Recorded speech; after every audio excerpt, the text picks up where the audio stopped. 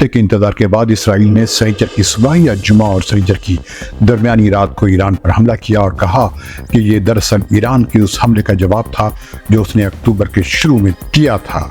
Israel ने जो ताज़ा हमला किया है उसमें ईरान के 3 शहरों में धमाके हुए हैं। चूँकि इन हमलों के बारे में टीवी पर जिस अंदाज में बातें हो रही हैं उनमें इंफॉर्मेशन कम और जज्बात ज़्यादा हैं, इसलिए उनसे जुड़े तमाम सवालात के जवाब समझना ज़रूरी है। इस वीडियो में इसी को सिंप्लीफाई करके समझने की कोशिश करते हैं, लेकिन इससे पहले अगर आपने अब तक ये चैनल सब्सक्राइब नहीं किया है तो इसे सब्सक्राइब कर लें और बेल आइकन को क्लिक करना न भूलें ताकि आपको हर नए वीडियो का नोटिफिकेशन वक्त पर मिलता रहे।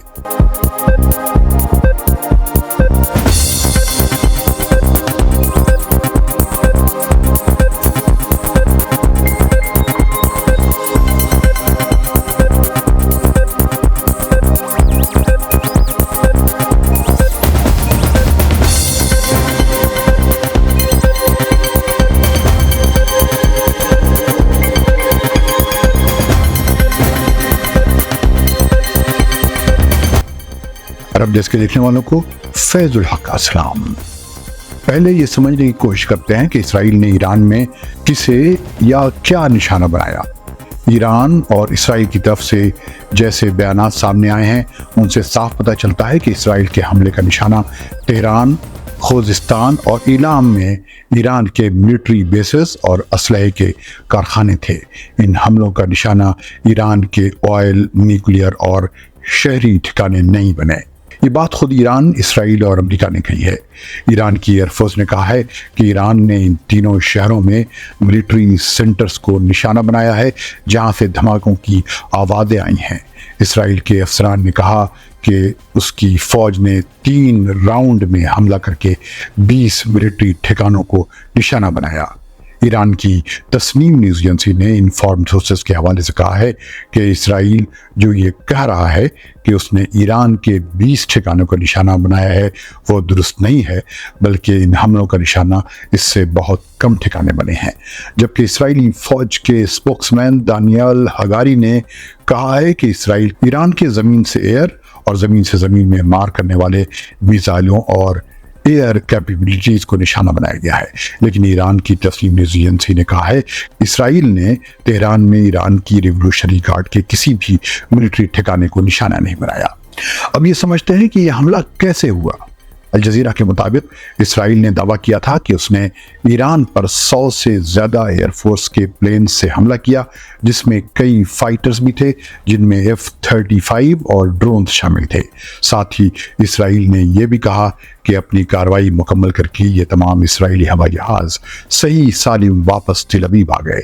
जबकि ईरानी मीडिया ये कह रहा है कि ये इसराइली ऑपरेशन दरअसल स्मॉल फ्लाइंग ऑब्जेक्ट से हुआ। इसराइली अफसरान का कहना है कि ईरान पर हमले में सबसे पहले ईरान के एयर डिफेंस सिस्टम्स को निशाना बनाया गया, लेकिन एनर्जी के इंफ्रास्ट्रक्चर को नुकसान नहीं पहुंचाया गया। ईरान पर यह इसराइली हमला या कार्रवाई 4 घंटे तक जारी रही, जो लोकल टाइम के मुताबिक 2 बजे रात में शुरू हुई और सुबह सवेरे ख़त्म हुई, जिस दौरान तेहरान, खोजिस्तान और इलाम में धमाके सुने गए। 5:30 बजे सुबह इसराइली मिलिट्री ने ऐलान किया कि ईरान पर इसका हमला मुकम्मल हो गया और ये कार्रवाई ख़त्म हो गई। अब ये जानते हैं कि इस इसराइली हमले में ईरान का क्या क्या नुकसान हुआ। ईरानी मिलिट्री ने कहा है कि इस कार्रवाई में इसराइली हमले को रोकते हुए उसके 2 फौजी मारे गए। किसी शहरी के मरने की कोई इत्तला नहीं है। अब तक ये नहीं पता चल सका है कि ईरान के जिन मिलिट्री ठिकानों को निशाना बनाया गया उसमें कितना नुकसान हुआ। ईरान ने बस इतना कहा है कि बहुत ही महदूद या लिमिटेड नुकसान हुआ, लेकिन ईरानी न्यूज़ एजेंसी तस्नीम के मुताबिक नुकसान कितना हुआ इसका जवाब ईरान की तरफ से नहीं मिला है। अब सवाल यह है कि क्या ईरान पर जो इसराइली हमला हुआ वो कामयाब था। ईरान ने कहा है कि उसने इसराइल के इस हमले को नाकाम बना दिया है। उसने दावा किया कि ईरान का एयर डिफेंस का सिस्टम अलर्ट था और उसने मुनासिब वक्त में ही इसराइली हमलों को नाकाम बना दिया। ईरान की न्यूज़ एजेंसी तस्नीम ने ईरानी सोर्सेस के हवाले से कहा है कि इसराइल इस हमले को बढ़ा चढ़ाकर पेश कर रहा है, जबकि यह हमला बहुत कमज़ोर किस्म का था। لیکن اسرائیل کا کہنا ہے کہ اس نے اس حملے کا جو آبجیکٹو طے کیا تھا اسے حاصل کر لیا۔ اس کے مطابق ایرانی ملٹری ٹارگٹس پر یہ بہت ہی پریسائز اور اسٹڈیڈ حملہ تھا۔ اسرائیل کی ایک ویب سائٹ والا نے سورسز کے حوالے سے کہا ہے کہ اسرائیل نے اس حملے کی تیاری جس طرح سے کی ہی تھی کہ ایران اس سے پہنچنے والے نقصانات کا صاف انکار کر سکے اور حقیقت کو چھپا سکے، جبکہ CNN نے ایک امریکی افسر کے حوالے سے کہا ہے کہ ایران پر اسرائیل کا حملہ بہت بڑا اور پریسائز تھا۔ اس کے بعد ایران میں کیا ماحول تھا، اس کا جواب الجزیرہ کے ایک رپورٹر نے اس طرح دیا کہ حملے کے بعد جب صبح ہوئی تو سب کچھ نارمل تھا، ٹریفک معمول پر تھا اور سب کچھ روٹین کے مطابق ہی چل رہا تھا۔ الجزیرہ نے بتایا کہ اس کے بعد ہوائی سروسز بھی 9 بجے صبح سے شروع ہو گئیں کیونکہ ہوائی اڈوں پر اسرائیلی حملوں کا کوئی اثر نہیں تھا۔ لیکن کیا ایران کو اس حملے کی خبر تھی؟ اس پر امریکی ویب سائٹ ایکسیوس نے کہا ہے کہ اسرائیل نے جمعہ کو ہی ایران کو باخبر کر دیا تھا کہ وہ انتقامی ہوائی حملہ کرنے والا ہے، اور اس نے ایران کو خبردار کر دیا تھا کہ وہ جوابی کارروائی کی کوشش نہ کرے۔ اس نے ایران کو یہ بھی بتا دیا تھا کہ وہ کیا کیا نشانہ بنائے گا اور کیا نہیں۔ اس ویب سائٹ نے کہا ہے کہ یہ میسج ایران کو کئی چینل سے بھیجا گیا تھا، جس میں ہالینڈ کے فورن منسٹر فیلڈ کیمپ بھی شامل ہیں، جنہوں نے اس اسرائیلی حملے سے چند گھنٹے پہلے ہی یہ انفارمیشن ایکس پر اپنے پوسٹ کے ذریعے دی تھی۔ لیکن ایکسیوس میں جو چھپا ہے اس پہ ایران نے کوئی ری ایکشن نہیں دیا ہے۔ اب سوال یہ پیدا ہوتا ہے کہ کیا ایران اس حملے کا جواب دے گا؟ ایران کی تسنیم نیوز ایجنسی نے لکھا ہے کہ اس بات میں کوئی شک نہیں کہ اسرائیل کے خلاف مناسب طریقے سے جوابی کارروائی ہوگی۔ ایک ایرانی ویب سائٹ نور نیوز نے لکھا ہے کہ اسرائیل کے بارے میں ایران کی ہمیشہ یہ پالیسی رہی ہے کہ بغیر کسی دیر کے یا بغیر کسی جلد بازی کے جوابی کارروائی لازماً کی جائے۔